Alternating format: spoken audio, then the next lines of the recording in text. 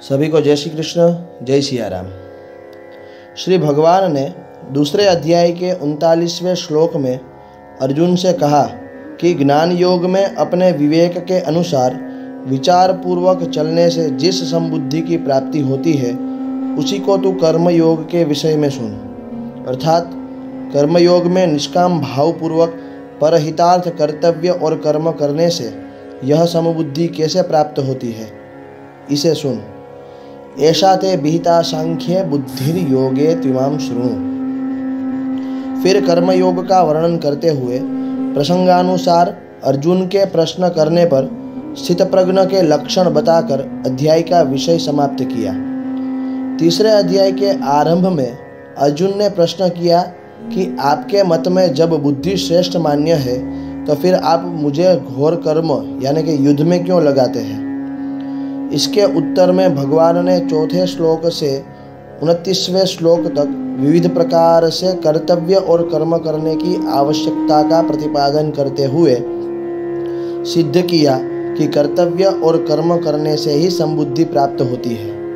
फिर 30वें श्लोक में भगवन निष्ठा के अनुसार कर्तव्य और कर्म करने की विशेष विधि बताई कि विवेक पूर्वक संपूर्ण कर्मों को मेरे अर्पण करके तथा निष्काम, निर्मम और निसंताप होकर शास्त्र विहित कर्तव्य और कर्मों को करना चाहिए।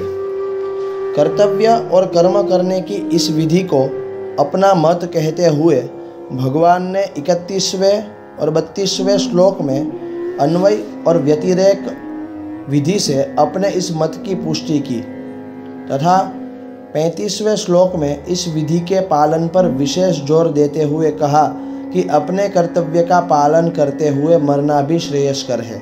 स्वधर्मे निधनम श्रेयः।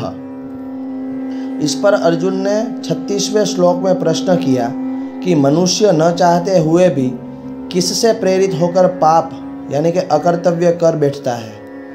इसके उत्तर में भगवान ने काम अर्थात कामना को भी सारे पापों अनर्थों का हेतु बताकर अंत में काम रूप शत्रु को मार डालने की आज्ञा दी। यद्यपि तीसरे अध्याय के 37वें श्लोक से भगवान लगातार उपदेश दे रहे हैं, तथापि 43वें श्लोक में अर्जुन के प्रश्न का उत्तर समाप्त होने पर महर्षि वेदव्यास जी तीसरे अध्याय की समाप्ति कर देते हैं और नया चौथा अध्याय आरंभ कर देते हैं। इससे ऐसा मालूम होता है कि अर्जुन के प्रश्न का उत्तर समाप्त होने पर भगवान कुछ समय के लिए रुक जाते हैं। फिर दूसरे अध्याय के 47वें 48वें श्लोकों से जिस कर्मयोगों का विषय चल रहा था उसी को चौथे अध्याय के पहले श्लोक में इमम पद से पुनः आरंभ करते हैं। अतः चौथा अध्याय तीसरे अध्याय का ही परिशिष्ट माना जाता है।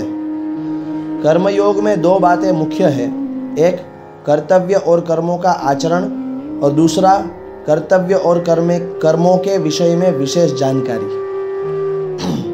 अर्जुन कर्मों का स्वरूप से त्याग करना चाहते हैं, इसलिए तीसरे अध्याय के आरंभ में भगवान से कहते हैं कि आप मुझे घोर कर्म में क्यों लगाते हैं। अतः तीसरे अध्याय में तो भगवान अनेक प्रकार से कर्तव्य और कर्मों के आचरण की आवश्यकता पर विशेष जोर देते हैं और साथ ही कर्मयोग को समझने की तात्विक बातें भी कहते हैं। परंतु इस चौथे अध्याय में कर्मयोग की तात्विक बातों को समझने पर विशेष जोर देते हुए कर्तव्य कर्मों का पालन करना आवश्यक बताते हैं।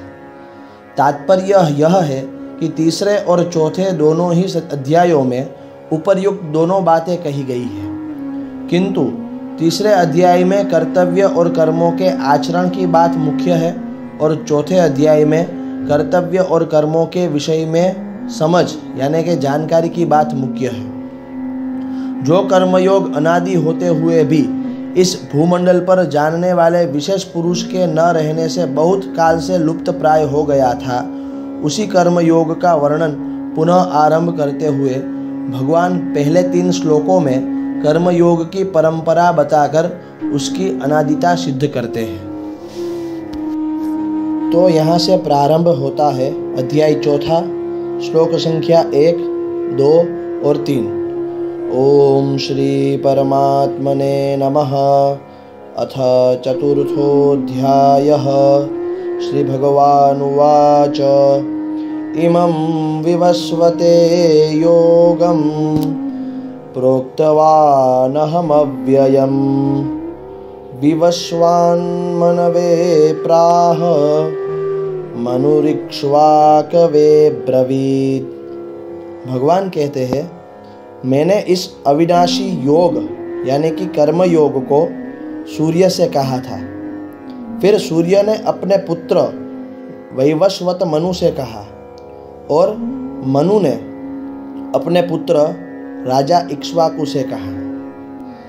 एवं परंपरा प्राप्तम् इमं राजर्षयो विदुः सकाले नेह महता योगो नष्टः परंतप।